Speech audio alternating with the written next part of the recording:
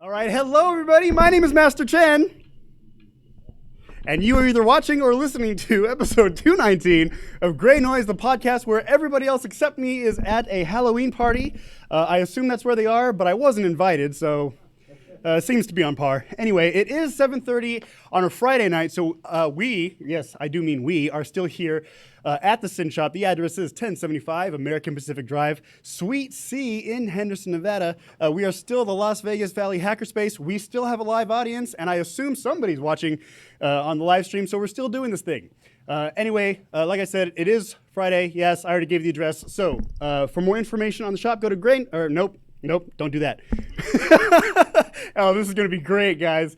For more information on the shop, go to synshop.org. For information on the classes that we teach and the stuff that we do here, go to meetup.com/synshop. That's SYN, And for more information on us as a podcast, go to Greynoise, GREYNOI.SE. I don't know if there are any other announcements except that the SYN shop did not have a Halloween party this year, but the winner of the costume contest goes to you, sir. There we go. What are you? I'm not a Star Trek fan, so I don't know what he even came in as. He's a Gorg. Okay, yeah. So we have nerds who know what we're talking about here. I don't, but there's that. So if you're not participating live on the Discord, you should be, because that's where most of our discussion is going to be happening tonight. And with that said, let's move on to some news. Did anybody hear about NordVPN getting breached this week, or at least admitting to getting breached? Yes, apparently according to this news article from TechCrunch, NordVPN confirms that it was hacked. And from the details of the story, it looks like one of their private keys were leaked, or at least made available, so that you could spin up your own server, initiate yourself as an authority for this VPN provider, and then be the VPN and just take everybody's privacy. When I first brought this story up to the Discord earlier this week, I said, "Oh man, this is why I use my own privacy. I roll my own VPN."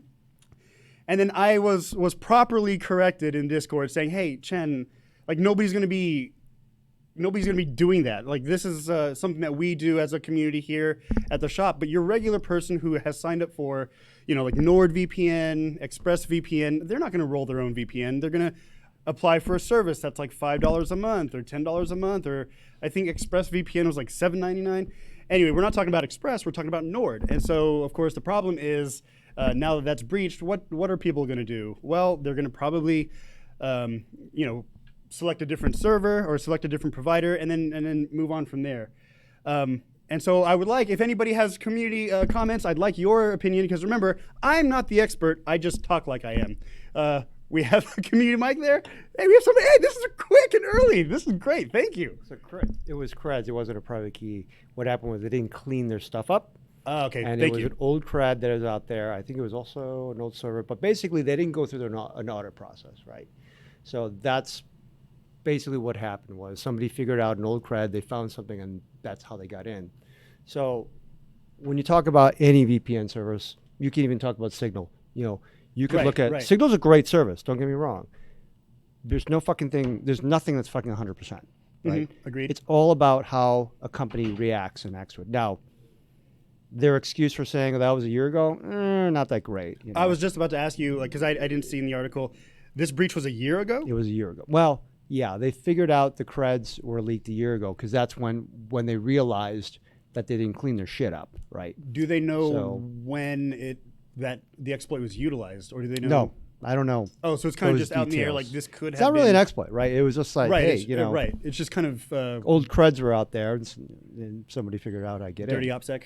So, yeah, it was bad OPSEC. That's really what it was. But, you could blame any company, right? You can Google, Apple, Samsung, and Microsoft, you name it, right? They've all made mistakes in the news. How do they react to it? That's the thing. Yeah. There's nothing that's 100% impervious nowadays.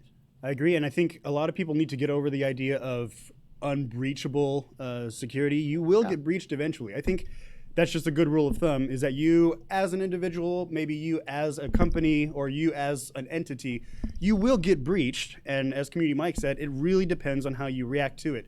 Do you just kind of throw your hands up and say, or do you take care of it? Are you fully transparent, full disclosure? I wrote an article a long time ago on chenbox.net, which, by the way, Community Mic is sponsored by Chenbox Development.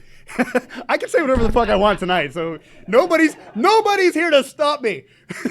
By the way, all the accents too, so get ready to drink. No, but I did write an article a long time ago about full disclosure, where this is the age of full disclosure, and you're going to have to be ready to disclose what's going on with you. You can't really kind of sweep this under the rug because people will find out. It will be something that will need to be addressed, and that's just how you're going to have to think about things moving forward. It's just that's my general thought on the thing. Okay, no further thought. No, that's cool. Thank you for that, Community Mic. So yes, VPN, very important. Make sure the people that you're getting your VPN service with is on the up and up. I do roll my own VPN server, but again, I understand that not everybody's gonna be able to do that, so it's fine. Another Community Mic. So basically what you're saying is that NordVPN is a dumpster fire when it comes to operations. Oh, don't say dumpster fire. I'm gonna have to do the dumpster fire. No, sorry. There you go. Exactly. Yes, when it comes up, well, because when you put your, and let's just say it's faith, that's probably too strong a word, but you have a reasonable level of expectation that the company is going to execute in, at least a reasonable manner. And when things like this show up that show the inherent sloppiness of their operations, it begs the question of how much more is out there. Because, if they're leaving that and the way they responded kind of, well, we don't really know and blah, blah, blah, it implies that they have no clue about their own operations and that they don't put the rigor into it that's necessary to provide this type of service. And probably that's why it's so damn cheap. Right. You're absolutely right. So audit everything, maybe self-audit, audit of your service if you can, or to whatever extent you can.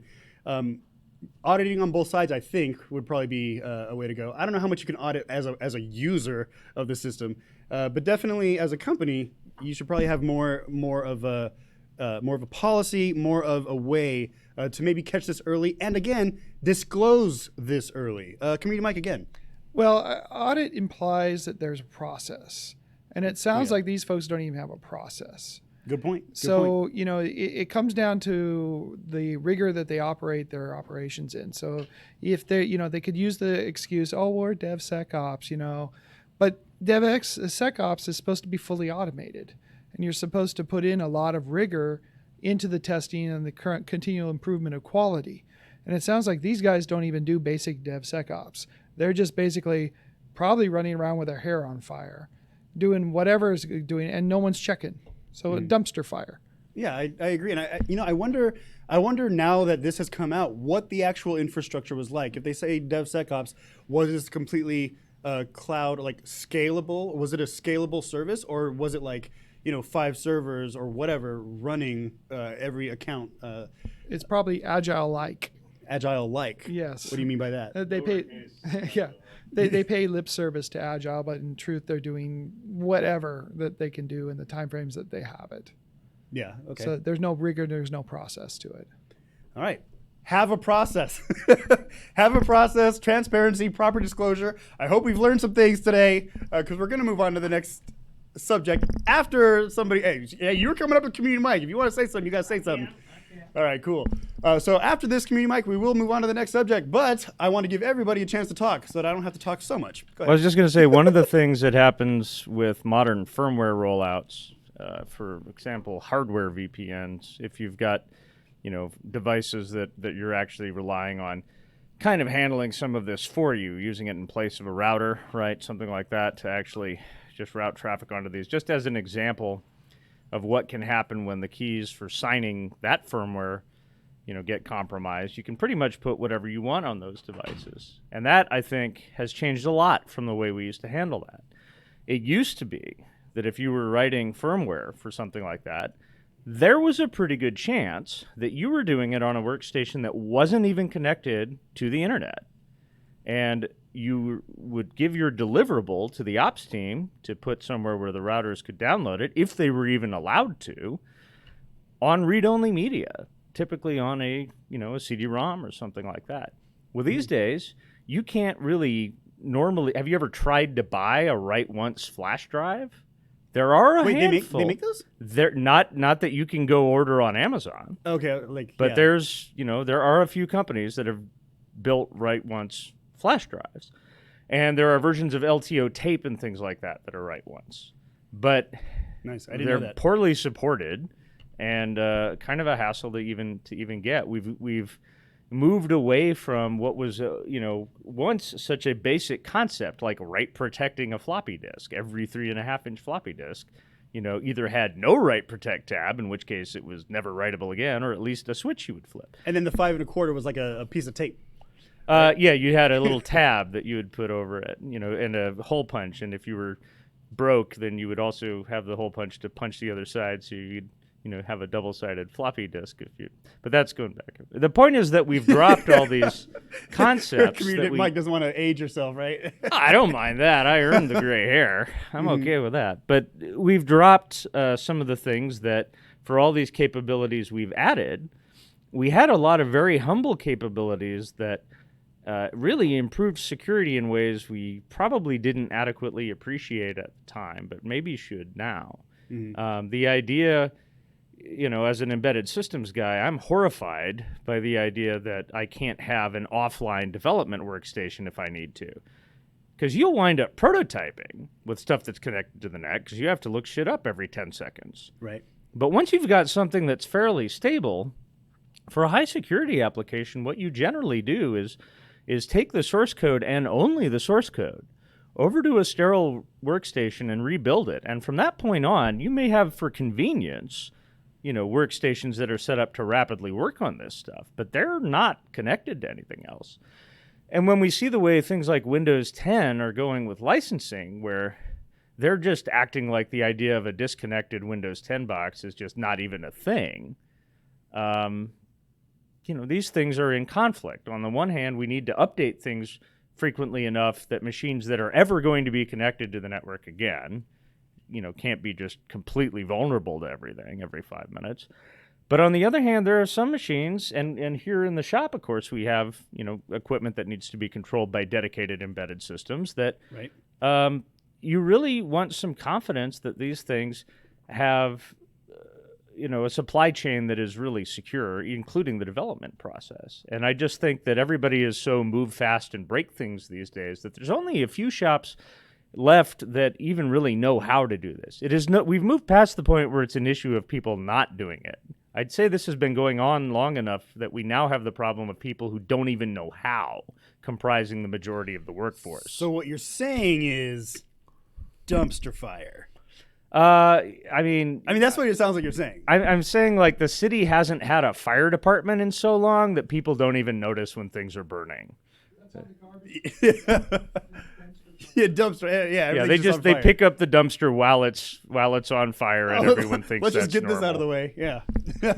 Well, thank you for that. Yeah. So, all right, guys. So remember, keep updated, full disclosure, transparency, et cetera, et cetera. Or as Doxy would say, because I'm Doxy also today. Yada yada. That's his catchphrase. Yada yada. By the way, wherever he is today, he better be wearing that cheese shirt. That's all I'm saying here on this one. Okay, so our next story today is about RCS as a replacement to SMS. And so for all these acronyms, let's talk about this a little bit. The article comes from thehackernews.com, which, by the way, this article is not clickbaity. It actually does have some substance to it. So the article is Verizon, AT&T, Sprint, and T-Mobile to replace SMS with RCS messaging in 2020, which, if you're doing the math, that's next year. So hopefully less than 365 days. So let's take a step back really quick. SMS, what is that? Short message service. It's basically your text messaging system for the last, 20 years? Maybe longer, 20, 30 years? System 7 function, yes. SS7, which is also mentioned here in the article, which is known to be vulnerable, of course, known to have its issues and problems. And so these 4 carriers, which are basically your major carriers in the United States, will be moving over to RCS, which I believe there are at least 2 countries in the UK, or not the UK. There are 2 companies in the EU that are now moving over to RCS or have done so already. RCS stands for Rich Communication System, and it's basically what you have with, I believe iMessage is a variant of RCS, and everybody's going to be kind of going that way. So this will be for compatible Android devices. So you'll have to have a compatible Android device for this to work. But this change seems to be hopefully by the end of 2020. As a phone freak, I thought that was kind of interesting. Do we think that this is going to be an improvement? I sure hope so. To what end? I don't know. But if it's anything like SMS, maybe this is going to be the next system for at least the foreseeable future. Maybe for as long as everybody in this room is alive. And I'm not saying that we're going to die anytime soon. I'm saying that there might be longevity in this system. So we'll see. What was that? I said for as long as our next phones are alive. Okay, cool. So comment from the audience for as long as our next phones are alive. Well, Apple's not on the list. what was that? Apple's not on the list. Well, because it doesn't. Okay, Apple's not on the list, but why is that? Don't they already have, like with iMessage? Isn't that already a form of RCS? I think. They're not standards based. Oh, okay, that's right. It's not standards based. So, It's not going to pass. oh, well, I guess we'll see, right? So, all right. So those are the only two big items, at least in news, that I wanted to talk about. So let's move on. You know what, by the way, since this is my very first solo show when it comes to the Greynoise podcast, I actually did my own show notes. And so I have an outline of shit that I want to talk about today. Isn't that, don't I get a round of applause? Thank you. Yes. See, I told you guys I'm not lying. We are live. So if you aren't here, you maybe should be keeping me company. Or if you're having fun at that Halloween party, where was my invite? You know, and by the way, side note, Halloween kind of snuck up on me this year. I don't even have my Halloween costume. I dress up every year. Where's my frog suit? I should have my frog suit. Okay. Community mic. How are you going to do the lightning round then? Well, we haven't done the lightning round in a few months. Well, you should do it because you're here. Oh, you're right. I'll do a tweet's length. Thanks for the suggestion. We'll see how that. Oh, wow. Well, it looks like I have had something added to my task list. So, okay. So there are the rest of these things that I want to talk about are more topical. Maybe we can spend a little bit more time on it. So the first thing that I want to talk about is about a couple of months ago, I was in a conversation with a person who really thought bad about the term social engineering in general or at large. And for those who know, I tend to stay in the psychology and like social engineering realms. And so for someone to just blanketly state, blanketly, is that a word? Now that it will be. Blanketly. It's a word, right? Blanketly. Thank you. I blanketly did an action. There we go. I'll think of a sentence in a second. But a blanket statement of social engineering as a term or as a concept being just bad, blatantly bad. And like, you know, you think of words such as manipulation or things of this with the social engineering umbrella. And I tried to argue with this person, not hard argue or debate, but just shared my opinion.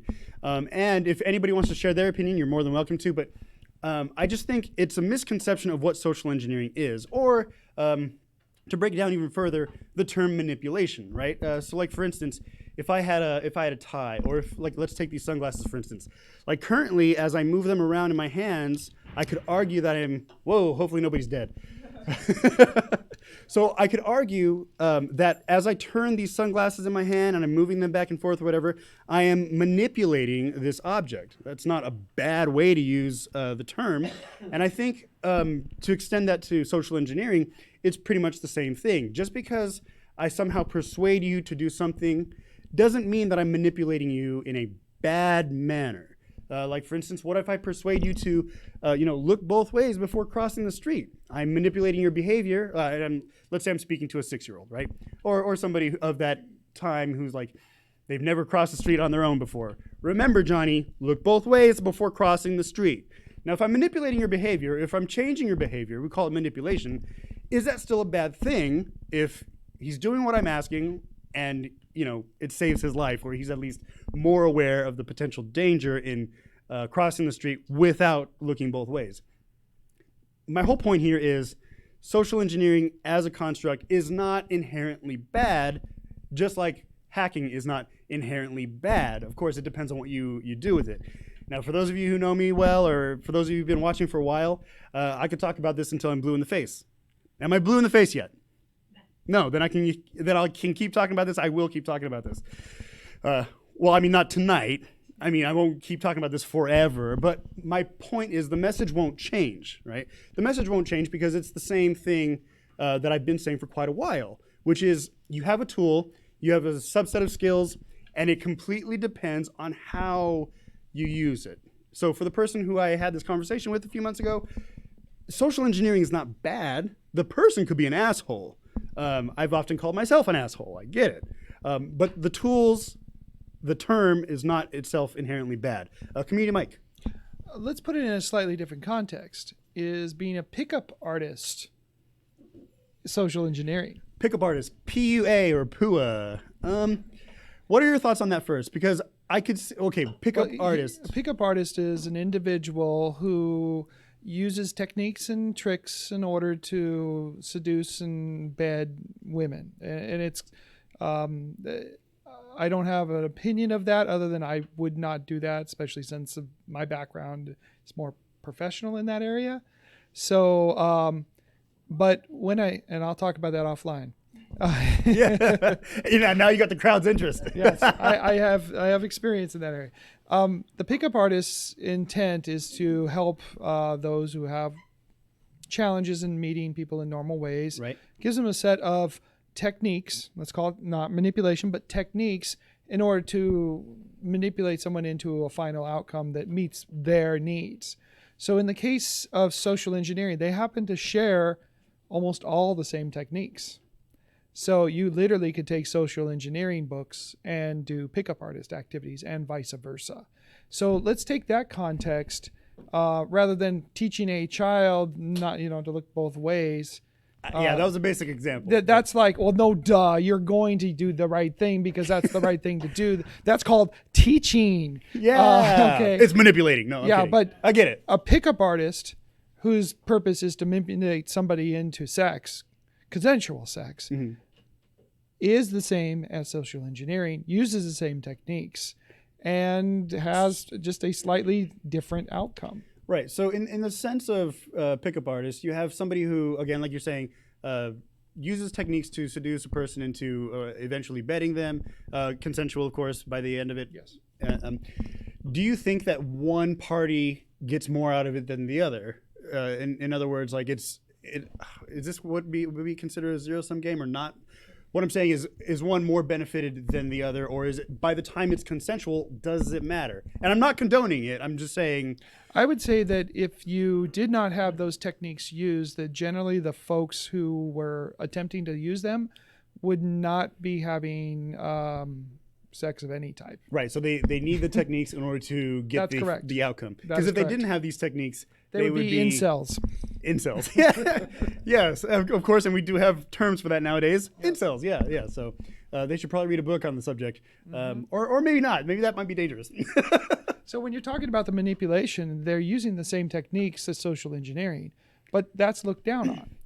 Yes, and I agree. But social engineering completely, though, I would still argue that it's neutral because you have people such as pickup artists who can use it, but you also have maybe the not so sleazy salespeople that can use the same techniques. And then maybe people in our industry who are using it as a pen test or lying about a lamp that she had or a necklace that she wore the other day. God damn it. I'm still kind of bitter about that. For those of you who don't know, one of our hosts, Michelle, I'm still bitter. She's not a pickup artist. No, she's not a pickup artist, but God damn it, she's a pretty good liar. She is. She's a very good social engineer. Yeah, so she is. My point is that what if you as a business considered that the outcome of that social engineering was not beneficial to you? Would they consider social engineering to be on the same level as a pickup artist as if a female and a male in a bar? Mm-hmm. So it's context. Social engineering unto itself, much like pickup artist techniques, are not bad. It's how they're used and what the outcome is, and that someone wins and someone loses. That's where I think that the disconnect is in your argument. Mm-hmm. That if you use social engineering and social engineering techniques for good, that's great. But if you use it in the sense that someone is not going to benefit from it or do something that they would not normally do, such as give the password to the network, allow somebody into the building when they're not supposed to be there, jeopardize personal safety or their jobs, then I would say social engineering in that context is bad, much like being a pickup artist is bad. But that's what I was saying is my argument isn't that it's good or bad. It's just like you were saying, it's contextual. It has everything to do with the circumstance and what you're trying to accomplish. And so that was my point with this particular person is Which is not me. No, it's not you. But no, it really, really does. And I want to emphasize this. It has everything to do with how you use it. And that's, again, I'll talk about this until I'm blue in the face. Am I blue in the face yet? No, then I keep talking about it. So anyway, see, and for those of you watching at home who can't see the community mic at the moment, I agree with Community Mike. I think we're just he helped me round out the edges, the rough edges of my statement. But yes, I'm right there with you. So anyway, I wanted to bring that up because the funny thing about having other hosts on the show, I love them to death. But sometimes I don't always get to talk about psychology, and I don't always get to talk about social engineering and things of this nature because. On the panel, I'm usually the only one with a psychology degree. Community Mike, thank you. Yeah, we're talking about social psychology in particular and group processes. Yes, right. Absolutely. And it has everything to do with intention. You were in my behavioral class. was. Wait, what's behavioral class? It was motivation and emotion. Yes, there we go. See? Ha! Yeah. Verified, I went to college. That's right. So did I. Thank you for that. But yeah, it does have to do with intention. Yes, thank you very much. If it is more of a mutually beneficial kind of thing, more acceptable, right? Yeah, absolutely. Okay. All right. So, again, I think a lot of people, at least here, agree, so that's cool.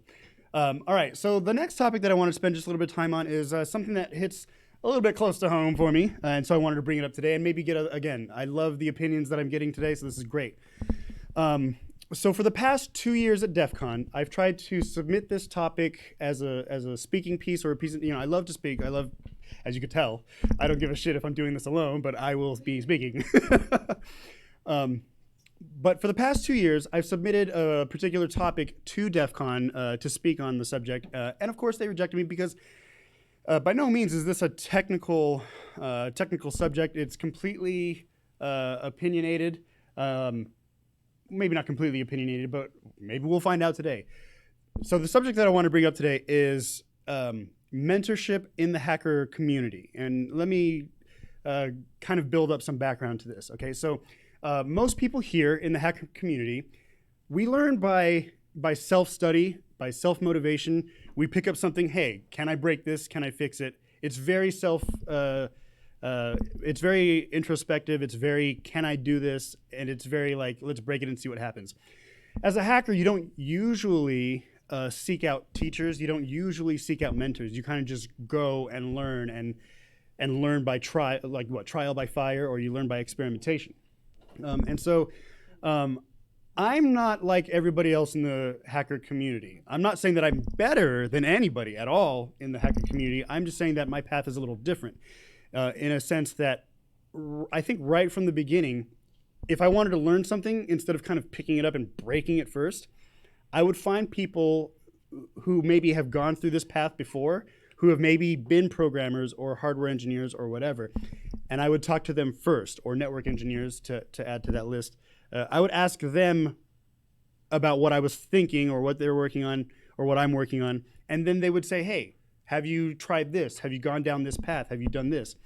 And so what I'm saying is my path in this whole hacker community thing has been to find mentors almost immediately. So I would find the subject, and then I would find a mentor who is in that subject, whereas let's say somebody else would, find out something that they want to learn, pick it up, and start running with it. Now, there are benefits to both sides, okay? There are benefits to both ways you can do this. You can talk to somebody who, and maybe it's just the way that you learn, it doesn't matter. So you could talk to somebody who has been through this, and they can maybe tell you, hey, avoid this, that's a pitfall, or this is the right direction, go this way. Or you can learn on your own, and while it might be a slightly longer path, I would say maybe internalize the information a little better, right? So I'm not saying that one is better than the other. I just kind of wanted to share the way I usually learn things and how it's kind of benefited me. So it's mentorship into the subject matter.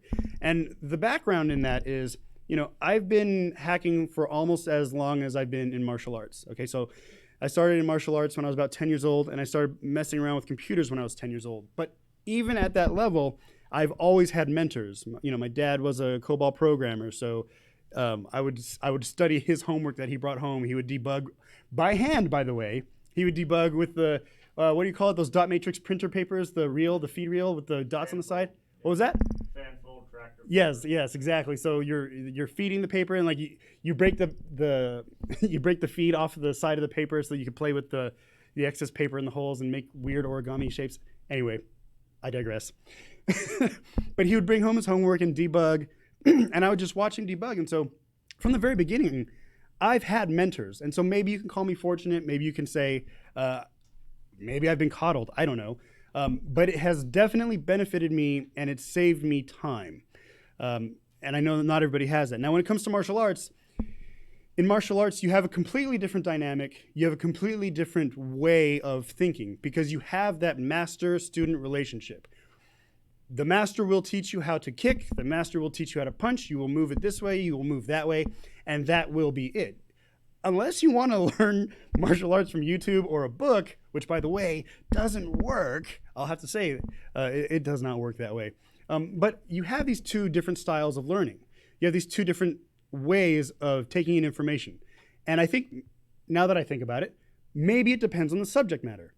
In hacking, you can pick up something, mess with it, break it, and then maybe take notes. But when it comes to martial arts and fighting, I mean, how many times do you want to get punched in the face before you figured out, like, okay, maybe I shouldn't do it this way? All right.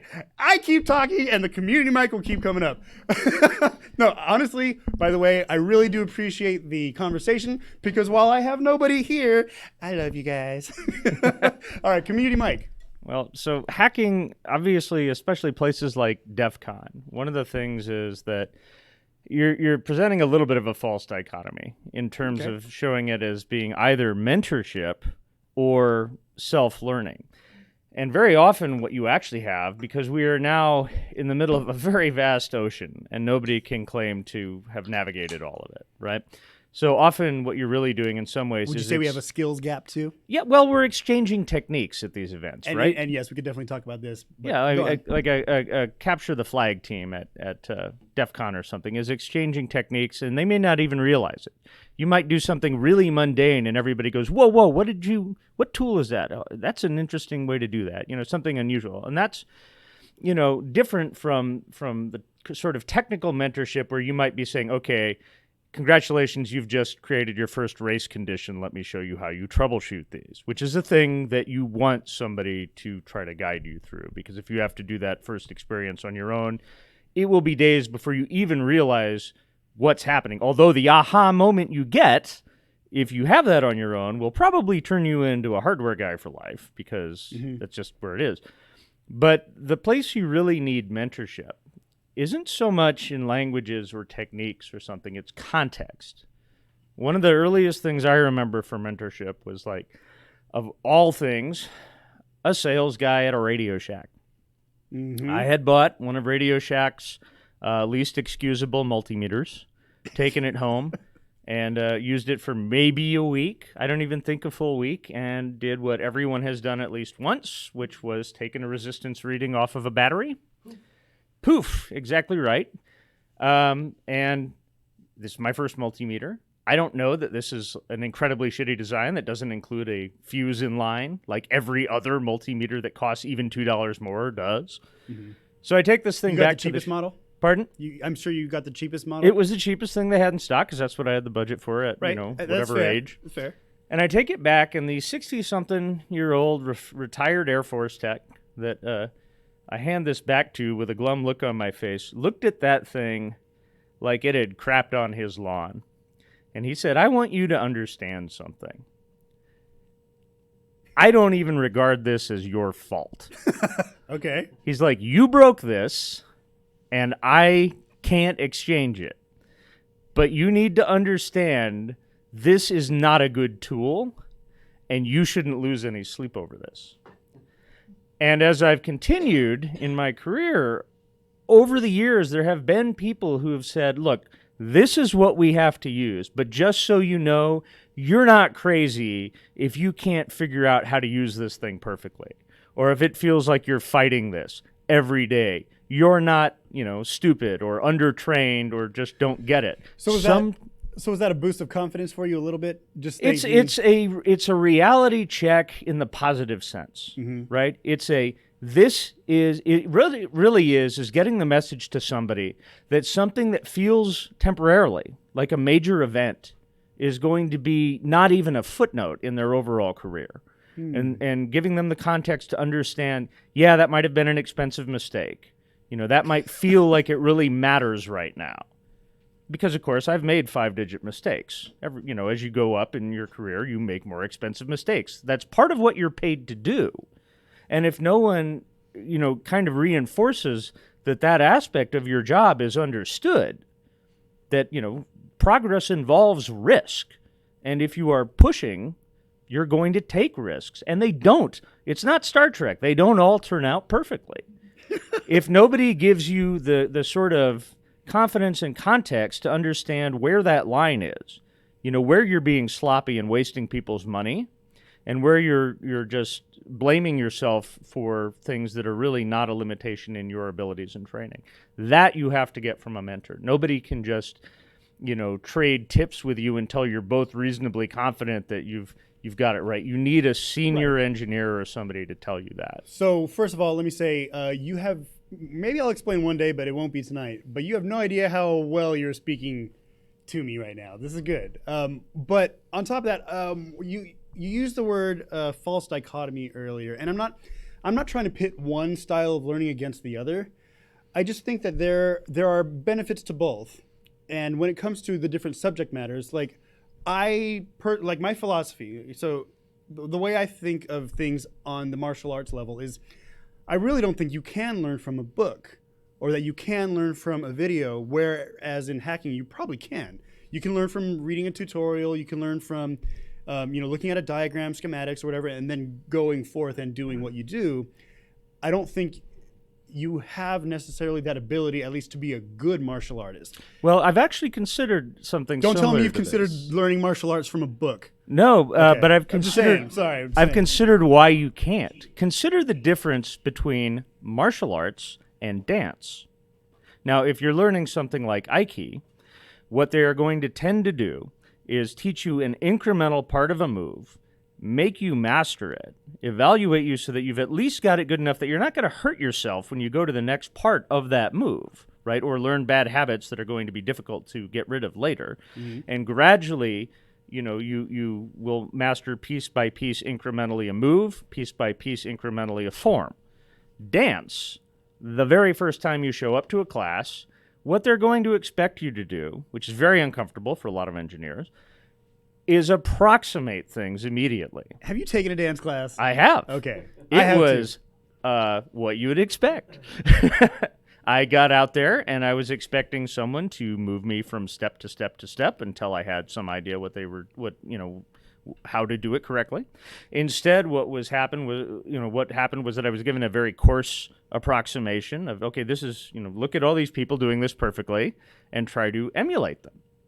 Now, you don't know this, of course, in a dance class, but what they're counting on without realizing it is that they're sort of expecting you to kind of use whatever's left of your mirror neurons and just kind of fall in sync with everybody. Okay. But if you're used to putting stuff together a step at a time, this idea of iterating and having your error level drop as the primary mode of learning is not comfortable for a lot of people who are used to doing things by taking the error out of sequential steps. Right, but which is kind of funny because isn't this like, okay, now we're going to go a little bit off subject here, but machine learning, right? Or like deep learning, like Yep. you learn by error, or the machine learns by error. Just, did I get it right this time? No. Okay, did I get it right this time? No. And there's this percentage of error, percentage of completeness or whatever. Well, interestingly, that's not the only technique in AI, and so there is an analogous alternate. I know that was completely off base. I'm just saying when you said the whole mirror neurons and everything, I just kind of went down that way. But so the idea that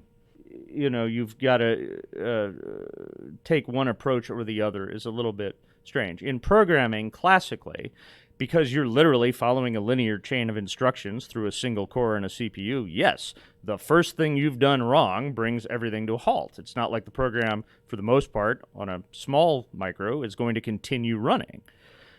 As we've gotten to more and more capabilities, though, that's less and less true, right? We might have things where you are actually setting up the conditions for a later failure, but things don't halt immediately. And it might even be that you've caused a glitch that isn't going to bring everything down to a halt. Time-sharing systems, the whole point was that one bad program doesn't crash the whole system. And now you get up to the extreme edge of something like a script kiddie, right, who doesn't even really understand the code he's running, right, but eventually will if he's actually into it, because he's going to go in there and try to modify something. Mm-hmm. And so it used to be only possible to learn this stuff from the bottom up, and you had to have a mentor to teach you the nuts and bolts. It is now possible, very much, to gradually come in from the top down, and it's a very different experience. I would argue that it's akin to the difference between something like learning dance to learning martial arts. Now that I think about it, maybe this is why I was rejected for these past 2 years on this subject matter. No, but that's okay. These are just thoughts that I have. But thank you for that opinion, and I think you shed some light, and that's cool. And I'm always open to discussions like this. This is actually why, again, I want to remind everybody, this is why BJM and I started this podcast, is to check our opinions, is to check, our logic, and to meet people who maybe know different subject matter than we do. Let's move on to thank you very much. Let's move on to the next community mic. I argue that the mentorship is the exception. That typically, when you have a technical person who is competent, he's had to learn because he has a problem he's got to fix and a time deadline to do it, and he figures it out however the hell he can with using BBSs, Usenet, Stack Exchange, Reddit, asking their buddies. That the fact that there's a mentor in this person's life is extremely unlikely, because the concentration of technical people, unless you even in an engineering company, is relatively low. And that only by happenstance will you have somebody who could mentor you through most technical problems. So what you're saying is, community Mike, is I'm a spoiled individual. No, I'm not saying that at all. I'm saying that I'm saying it, but go ahead. I'm saying that you're the exception. That most people most people who are in the position that they are have a problem that they have to solve because the salesman oversold, or because they're the guy who has to fix it before people come in. So they figure it out the hard way, which is you trial and error, learn by doing. That is the more likely occurrence today. And that people discount that for some reason now. They expect somebody to show them. And we have interns that are come straight out of school who expect me to show them the basics of troubleshooting, which is fine, but I don't want to show it every freaking time they have a problem. Right. And that's the other thing, is those who act as mentors get their time sucked up mentoring and not doing their job. Right. So fundamentally, I'd say that you're the exception. Okay, I could definitely see what you're saying there. Now, when it comes to sucking up the time of the mentor, I do honestly try my best not to ever suck up the time of the mentor. Exception. God, am I just the exception of the rule? I would say that you're a unique case. I'm a unique. Unique. Look at all these words that they're using to describe me. No, I'm kidding. And I would also state that I'm a silver level Arthur Murray dancer, and they train you step by step, just like in martial arts, every freaking move. And if you went to a dance instructor who showed you that and said, kind of do this, that person is not qualified to be teaching. Interesting. Well, so, okay. You said, trial by fire, or like figuring it out the hard way, when things are on the line, whatever. And the image that I had in my head as you were saying that is like, okay, as a martial artist, right? I could just imagine me as a white belt some 20 something years ago, like going into the dojo, let's say, and saying, okay, we're going to put you in front of this person and you're going to have to kind of figure it out, right? So I can just imagine me like not knowing that I have to have my guard up. And I get punched in the face. Okay, well, let's not do that. Okay, so I'm going to have this hand up. So I would say that the dojo and that type of construct is something that is relatively recent. That if you look at traditionally in medieval warfare and before, you might have a squire type of relationship, but pretty much for most people who fought in previous eras, they said, here is your weapon, go. And you just figured it out. that is the way that most people have learned how to fight. Most brawlers learn how to fight that way. But okay, so in warfare, yes, sure, But that's so once again, you're the exception. right. But you're talking, okay, so the person who like just picks up the sword or picks up the, let's say, fist. Somebody broke into my house. Yes, I can and run so they away kind of- or I can kill him. Right, and so they learn, those types of people, they learn again by trial and error, Right.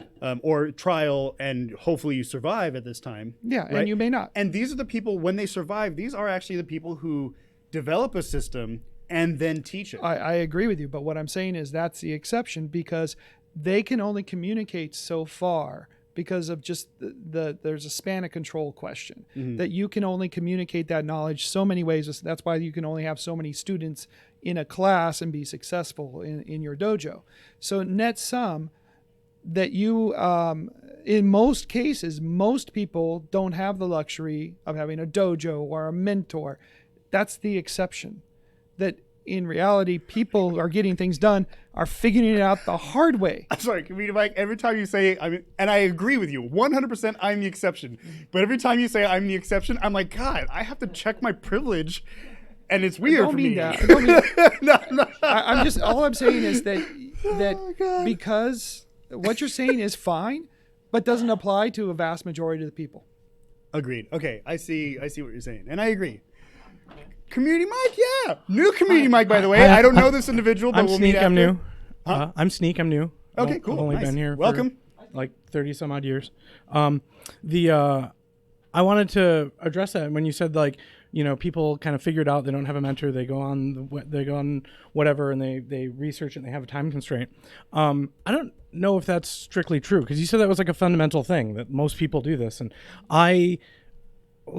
my first 10 years computing, I didn't make a single dime with it. It wasn't a job. I was really lucky. My dad ran a business and plopped a machine down in front of me one day when I was 4 years old. And for the first 10 years, I didn't have any sort of time constraints or anything. And I was, I don't think this is the term people used, but mentored by lots of people on IRC, lots of people on websites, lots of people on forums. I read a lot of books, which were written by other people who took time and energy to do that. But Like, now, okay. I don't I'm think sorry, learning go ahead. happens in a vacuum, and I think maybe the hackers and technical people do mentorship more asynchronously, in that like we write blog posts or we write zines or we write, like Frack taught me so much for so many years. Dude, you're like old school, aren't you? We'll talk after this for sure. And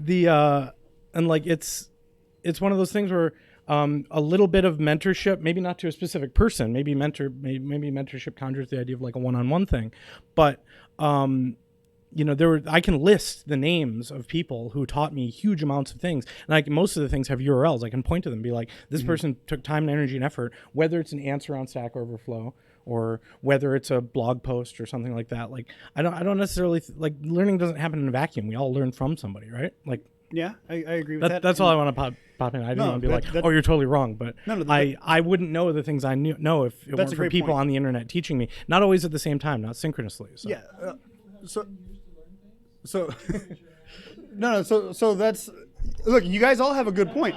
My question for you, Sneak, is okay. So when that machine got plopped down in front of you by your dad, would you consider did he just kind of give it to you and like, here you go? Oh, he had a business and someone owed him money and couldn't pay him. Oh, so and he paid you with a had machine. like a brand new computer. My dad wasn't really a computer guy. So he wasn't your mentor then? No, basically. even in the 90s, he like typed all his invoices on a typewriter. Oh, goddamn. But he got this computer. He had no idea what to do with it. So he's like, well, I'll just bring it home, plug it in. And then I used it about 12 hours a day for the next 15 years. Yeah, okay, cool. All right.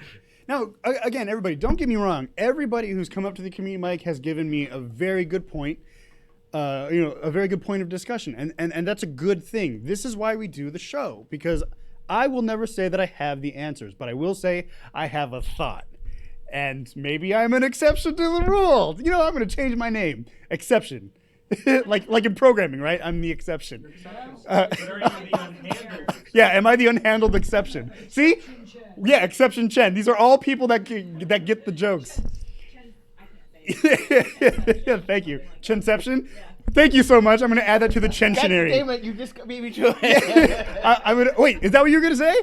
Oh. So for those of you who don't know, I have this ongoing joke about having a Chentionary where I throw everything that's reference to Chen in there. So Chenception, perfect. Thank you so much. Doxy's gonna hate every single one of you, and I can't wait to see him next week. All right. Well, again, that is pretty much as far as topic-wise. That is everything that I wanted to bring up today. But it was suggested to me earlier. RTFM. Yes, RTFM. Sure. But it was suggested to me earlier that we bring back the lightning round. So this is going to be very interesting. And I think that was just suggested to me as a troll. So for those of you who don't know what the lightning round is, we're going to read we're going to read I'm going to read the headlines from thehackernews.com, and I am going to then look at myself somehow, if I could take my eyeballs and turn them around, and give my tweet's length of an opinion on the subject matter. So here we go. Let's see how this goes. By the way, we haven't done the lightning round in quite some time, so bear with me here. All right, first article. Remember, this is all from thehackernews.com, which is kind of clickbaity, but we'll see what happens. Maybe I'll do something with the clickbait. All right, first article. Now, we brought this up earlier, but Verizon, AT&T, Sprint, and T-Mobile to replace SMS with RCS messaging in 2020. New standards. Hashtag update. See, this sucks.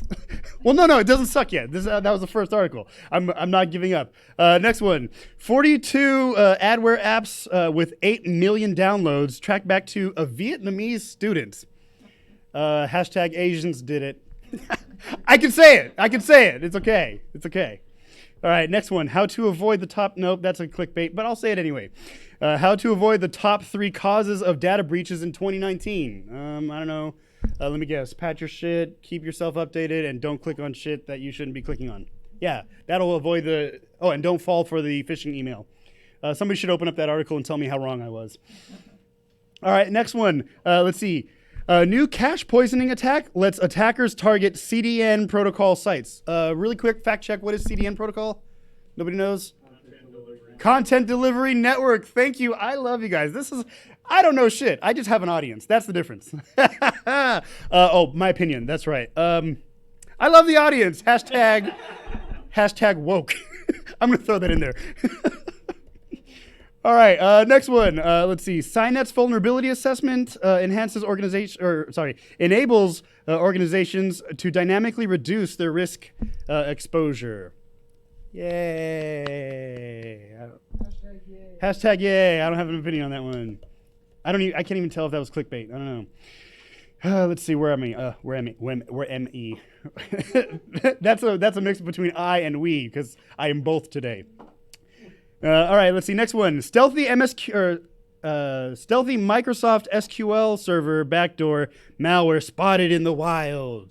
Ooh, hashtag scary. Guess what? It's Halloween. I forgot to tell you this is the Halloween episode, so yeah. Ooh, scary. I really should have worn my frog suit today. I fucked up. Drink. I fucked up. Next week. It's going to be like November. Wear your turkey suit. All right, next one. NordVPN breach. Yay. Patch your shit. Roll your own. Dumpster fire. And the last one. Microsoft to reward hackers. That's probably people in this room. Microsoft to reward hackers for finding bugs in open source election software. Okay, yes. I mean, I don't think it's just Microsoft, right? Wouldn't it be like everybody who's interested or who has a vested interest in the next election? I don't know. Hashtag political spectrum. Yeah. All right. Anyway, that was the end of the lightning round, which unfortunately, or maybe fortunately, at least this week. But really quick, before I end the show, did you guys have a good time? Yeah. You hear that, you guys? You can't see them, but we have an audience. Anyway, we, and I do mean we, have run out of time, but as you can tell, never out of shit to say. So join at least me next week. I think they're back. I can't keep track of everybody's vacation. But we will be back next week. Same, I'm not going to say that, but 7:30 p.m. like every Friday night at the SYN Shop. Remember, the address is 1075 American Pacific Drive, Suite C in Henderson, Nevada. Go to synshop.org for more information on the shop. Go to meetup.com/synshop on the types of classes and stuff that we do here. lockpick nights, 3D printing. You might hear machining in the back for like the whole time of this episode now that I realize. But it's okay, because you're still watching, I think. And for information on us as a podcast, go to Greynoise. That is GREYNOI.se.